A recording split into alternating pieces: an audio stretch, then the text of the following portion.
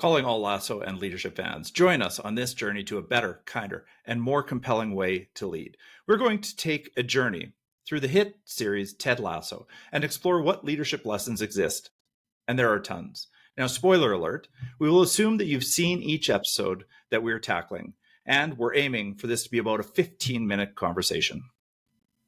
Welcome, everybody. My name is Garth Nichols. I'm an educator and SLT senior leadership team member at Havergal College, but I also teach and I also still coach. And I am very excited to welcome you to this very special episode of Lassoing Leadership because we are welcoming Dr. Kathy Bishop from Royal Roads University. And I had the pleasure of learning from Kathy this past May all the way through to this early October. I was completing a certificate in values-based leadership. Kathy, it is an absolute pleasure to welcome you because as I know that you are also a big fan of Ted Lasso, and of course, you live and breathe leadership. So welcome to the podcast. Well, thanks so much, Garth and Jason. The pleasure's all mine. Yes, I'm a big fan, and I do live and breathe leadership to strengthen the character and capabilities of organizational leaders through dynamic leadership education. I love how you're doing that creatively with this podcast. Thanks so much. Jason, you need to introduce yourself. I am Dr. Jason Rogers. I'm the head of school at Rundle College, and today I'm actually dressed up as Ted Lasso for Halloween. And Garth, I thought that's why this was a special episode, but now I realize it's Dr. Bishop who is a specialty here. So that's who I am, and I'm super excited to get into episode 8. Yeah, let's jump in. You do a good job of summarizing it, so why don't you give us your 30-second summary of episode 8? Okay, well, let's have it. So those of you who have seen this but want a quick refresh, here it is. Number 1, the team wakes up from their night out. We remember last time they went out for karaoke after winning the big game. Nate is found sleeping in the luggage bay of the bus. Ted wakes up with Stinky, and Rebecca has found her love match too. Number 2, the Diamond Dogs are born, and this is truly a great moment. The group comes together to support Roy with all his love challenges with Keeley. And third, and certainly not least, Ted plays darts with Rebecca's ex to teach him a lesson about understanding. Garth, how'd I do? Yeah, I think that's great. Pretty good. Gives us the picture, and we'll dive deeper into a little bit more too. Now, Garth, I'm going to save you asking me who my favorite character is because we all know that nothing is going to change. It's Roy Kent, and I hope everybody agrees with me. Roy, in this episode, shows huge growth as he reluctantly joins the Diamond Dogs. I think we'll talk about that a little bit later in this episode. But he says something that's really interesting. He says, I can't control my feelings, in a fit of rage as he's about to walk out. And then Beard, the voice of wisdom, gives him straight talk, just like the Diamond Dogs do. And he says, grow up. Get over it. I don't think he's actually telling him to get over the problem, but I think he's simply saying you got to get over the fact that you have emotions and you got to deal with it. And I think that recognizing our emotions is truly a first step to having higher EQ and being more attuned with all the people around us. And so I think this moment, although Beard sounds like he's being dismissive of my boy Roy Kent, I think he's teaching him a very important lesson. And more importantly, I think Roy's listening. And that's what I really love about him. Garth, what about you? Who's yours this time? I have to say it's Higgins. This is where I really believe the writers are getting super intelligent with their characterization of people. And he is seen as the sort of a bumbling foil to Rebecca's decisive, sometimes mean-spirited, all that stuff when she refers to him as the current director of communications at AFC Richmond. Also her assistant. So to me, he represents in many ways like an every person. He has 5 kids. He's doing the job to make sure that his family has food on their table and all those things. But to me here, it is especially in how he manages his own cognitive dissonance. Like he's been doing the dirty work for Rupert Mannion, and now he's doing the dirty work for Rebecca, holding the secret that she is hoping that Ted Lasso brings down AFC Richmond. But it's in this episode that Higgins really comes to life. He wrestles with that dissonance. And at 28 minutes in the episode, he shows Rebecca how to be great again. When he says Higgins and Rebecca have a standoff and he says, I should have been braver. And it's these words that stay with her. This is why I think Higgins is one of the instigators in making Rebecca great again. And sometimes we need Higgins. We need an imperfect person to be our mirror. We need an imperfect person that we can no longer discount because they're trying their best, as we should. So there you go. Kathy, I'm keen to know, who is your favorite character? All of all of the characters. Oh, good one. It's called Ted Lasso. But this show really is an ensemble cast. I mean, leadership is two. So it's no longer about that one heroic leader, Right. but how we come together in relationship. So being the best for the world rather than the best in the world. So what I really like in this episode, we see how individuals are cultivating that thriving culture with the creation of the Diamond Dogs and the commitment to developing the club rather than destroying it, as we see with Higgins quitting and Keeley telling Rebecca to come clean. But, each character is a diamond in their own right. And if you really want me to shine a light on one in particular, I'd say Nate. There's something really tender and lovely about Nate's commitment to the team. As you said, sleeping on the bus so he's not to miss it. And then how the team's worried about him and his deep longing to belong and connect meaningfully, which we see when he shares, all right, a little bit off topic, that he dreamed since he was a little kid to sit around with some of his mates talking about complex relationship issues and how he's being seen for his wisdom. They landed on his offering of the Diamond Dog name. So his leadership is a tender seed that is being nurtured in this team. Kathy, that's so rich. And I think, when I hear your initial response, I think it's point on. I agree with Nate, though. I do like Nate and Higgins, not to dismiss yours, Garth. But I think about leadership in our organizations as, everybody finds a place to lead, and leadership is in every person. I mean, in your thinking around leadership and leadership structures, how do you see that notion that everybody leads an organization? Because I do think we see that throughout the Ted Lasso journey. Everybody does step into their own leadership in some respect. Absolutely. I mean, I think it's really critical that we look at how we can bring out our own leadership. I mean, leading and governance can be different. So without a doubt, executive leaders have to set the tone and the atmosphere in terms of an organization. So Ted does that. He knows what his role is, and he still he takes responsibility. He's accountable, as you talked about last episode. But it's really about how do you then nurture and grow where people are at. Wow, that is so rich. And I think that is an interesting distinction between, governance and maybe individual leadership. And I think that responsibility is central to that differentiator. So thank you for illuminating that. I hadn't quite thought of it like that before. So now let's just jump into the episode. Kathy, I want you to lead off if you can. Tell us what you saw in leadership in this episode. What can we learn from this one? Beautiful. Thanks, Jason. But before I go there, I just want to be transparent. I'm committed to values-based leadership and creating thriving organization cultures. So values are those things that are important to us, and thriving cultures are how we mobilize together for a greater good.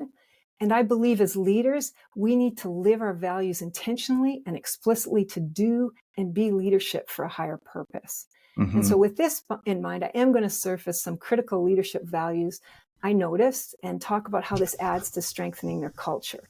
So in particular, I'm going to talk about collective wisdom and authenticity with a few others that I'm going to throw into the mix as they come up. So collective wisdom, the Diamond Dogs modeled this. So, as we know, the episode starts with Ted talking through a personal challenge with Coach Beard and Higgins and Nate. And then he later solidifies their group by naming them. Now he plays with different names, which gets them all to chime in. And then they land on the Diamond Dogs. And then later, when Roy needs some advice, Ted immediately calls in the Diamond Dogs. And so rather than dealing with his challenge alone or offering only his viewpoint to Roy, Ted as leader has gained and offered so much more by tapping into the collective wisdom.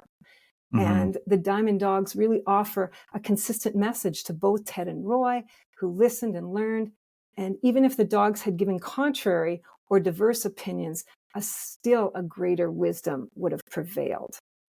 So I don't know if that generates anything. Here to collective wisdom.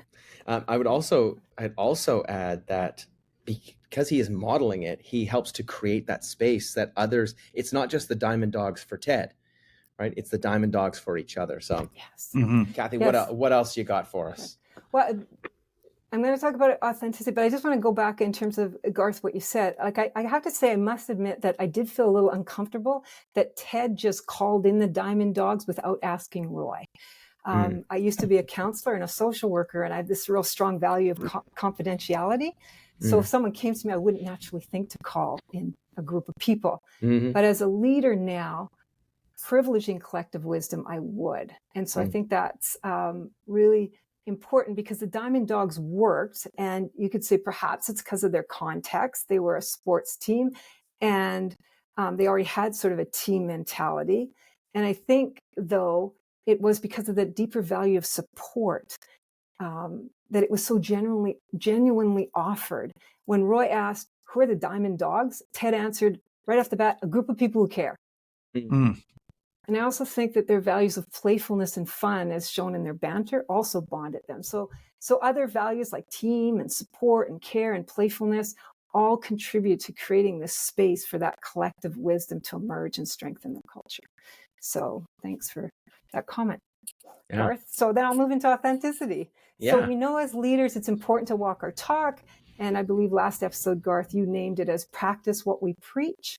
And so authenticity can come in many different forms, and we probably all agree that Ted's authentic. But I also want to draw attention to how authenticity can be threaded through all aspects of the work we do. So Keely, in her role as PR consultant, said, "In my experience, endorsements work best if you really believe in the product." So she asks each of the boys on the team, "What are you into?" So she's not just looking for endorsements, but to make authentic matches. So she had Air Jordans for Colin, and she related products for Sam, and Rolos, just Rolos, for Isaac. So we can see how Keely came with humility. She wasn't telling them what to endorse or pushing her agenda, but instead getting to know her people. And I think our role as leaders, there are many ways we can create the space for people to bring more of their authentic selves, which is back to your opening sort of question, Jason. You know, like asking people what they're passionate about and looking to match up job tasks with those passions. And I got to say, death to being voluntold. It's got to say, it's one of my little voluntolds. So, and I guess for me, it's just imagine if people were authentic by being more explicit with their values. Like when Danny was asked, he's like, joy. You know, I just want to bring joy to people. And he names it and he radiates it, right? It's, you know, I believed him, and I was feeling his joy at the time, right? So, I mean, just really, really important stuff. But I guess then there's the other side of it too. What that we have to hear and be open to hearing people's truth. So when Ted models the way, you know, when Baz in sort of the pub says, "You, Ted Lasso, suck. No offense, Ted." You know? And Ted's immediate response was, "No offense taken." And he says, "You've always been refreshingly candid about your feelings." You know, and what a better workplace atmosphere we'd have if leaders took less offense and acknowledged people's truth and recognized we can't be all things to all people, and sometimes our values are different. And I think I love that, Kathy. And I think that something that allows Ted to be open to that is that he is so rooted in his values. He is so explicit that winning doesn't matter.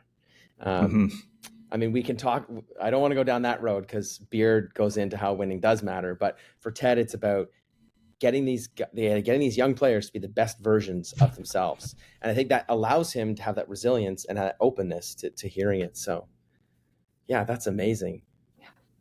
Yeah.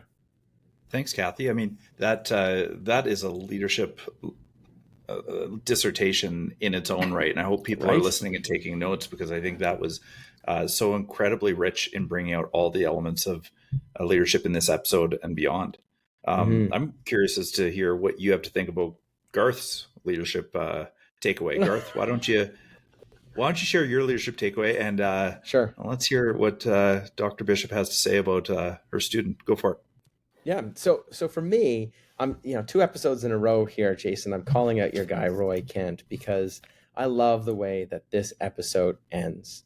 It focuses on the locker room and it's quiet, and you just notice the change from the very first episode.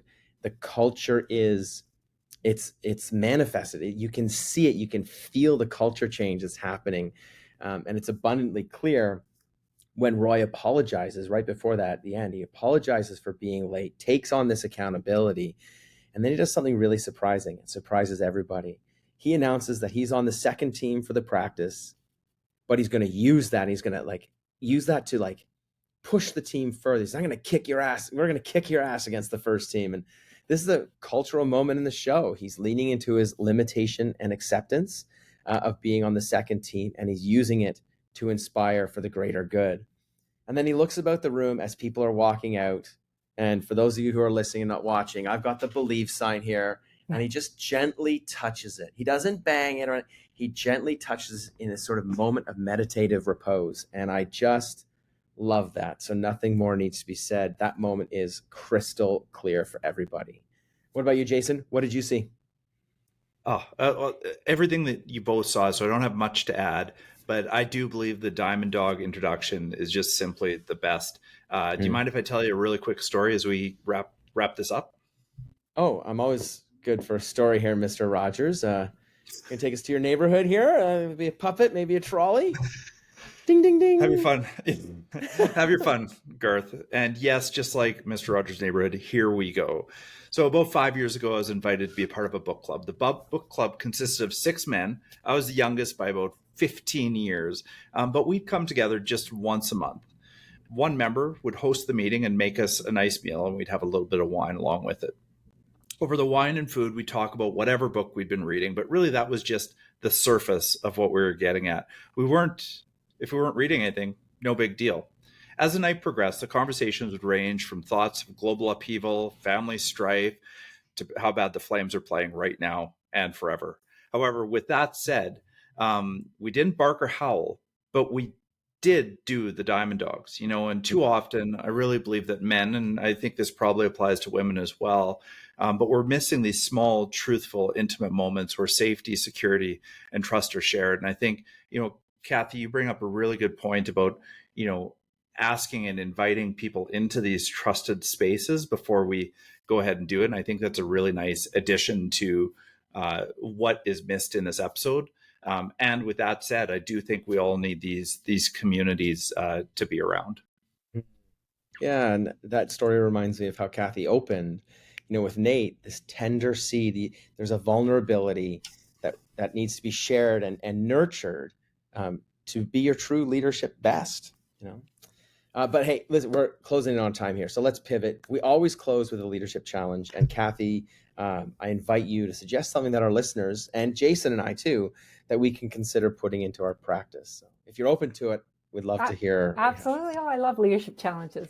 All right. Well, first off, I'd say pick one word that encompasses what leadership means to you. And then invite someone in your workplace to have a conversation about what their one word is and what it means to them. So perhaps it's service or innovation or initiation or accountability or believe, and you'll quickly see what they value. Then you can consider how might you live their value in your actions over the next week and see what new insights this may give you in your own leadership. So I'm just saying, enjoy what you might discover. Yeah, that is Kathy, I really, really do like that. Sorry, Garth, you go ahead. I was just going to say, I love how you're inviting not only them to take part in the reflective exercise, but you're inviting them to influence how you are a leader, right? You are leading for others. As you say, leadership is relationship. And I love this as an exercise to really lean into that empathy, right? This is how they see it. Let's try that. I love it. Well done. Thank you. And I love that these leadership challenges can take 5 minutes, but can last truly a lifetime. So, there's not that much going into this aside from exploration of your own values and then that opportunity and the invitation to ask somebody else about their values. So, Kathy, I think that's absolutely brilliant. And now, as we close, we'd like to rename the episodes. And today we'd like to invite you, Kathy, to lead off in renaming the episode. What would you call it if you were the lead writer on this one? Oh, thank you. Well, if I were to retitle Diamond Dogs for Lassoing Leadership, I would say diamonds are a leader's best friend. Diamonds being values, a leader can hold to their values when times get tough, so not to get blown off the path, because values act as a North Star and a pathway. They give us direction, energy, and are drivers of our behavior. So I would say diamonds are a leader's best friend. Oh, Garth, I don't think we can beat that. Yeah. No, but give it a shot, Jason. What's your This title? is so mediocre compared to Kathy. Okay, here it is though. Mine was the moment when Ted throws the dart at the dartboard. I don't know if you heard it, but he says barbecue sauce. And you're talking about bullseye, right? Right. So I'm like, okay, what's an ingredient? So it's like the secret ingredient is being curious, you know. And I think it just harkens back to that scene, and also harkens back to, I think, Ted's core value, which is, I think he's a really curious dude, and he does want to find out as much he can about everybody. What about you, Garth? Tell us what you think. Well, again, like, this just sucks compared to you two, but mine was, I was really taken with Roy on this one, and I was really taken with Higgins and his apology. I should have been braver. So I had accepting your limitations. That's it. So there you go. Very nice. But I think, Very nice. can we just quickly vote? Is it Jason, Kathy, or Garth? I put my hand up for Kathy's. Me too. Great. It's unanimous. It's Kathy's. There you have Great. it. Diamonds are our leader's best friend. That's fantastic. So Kathy, as we close here, as I said last week and in the intro, I think that what you are doing and your program at Royal Roads is doing for leadership is incredible. I hope that after today, some of our listeners will just ask themselves about leveling up their leadership in your program, which is it's so challenging, it's deep, it's invigorating, and I know that I've gained a lot. And even hearing you speak on this has been really, brings me back to that profound PD that I did. So thank you so much for your time today. And we'd love to hear what you've learned from episode 8 too, all the listeners. And we'd remind you, if you've liked what you heard, rate the podcast and share it with your friends. If we're ever going to get Sudeikis on here, and I believe we are about 15 episodes from that, we're going to need your support. So, Kathy, can you do us honors and close the show? Great. Well, I just want to say a big thank you to both you, Jason, and Garth. You're doing amazing stuff with this podcast. I love it. And until the next time, keep leading the Lasso way. Thank you for joining Awesome. us. We'll see you next time. Thanks, everybody.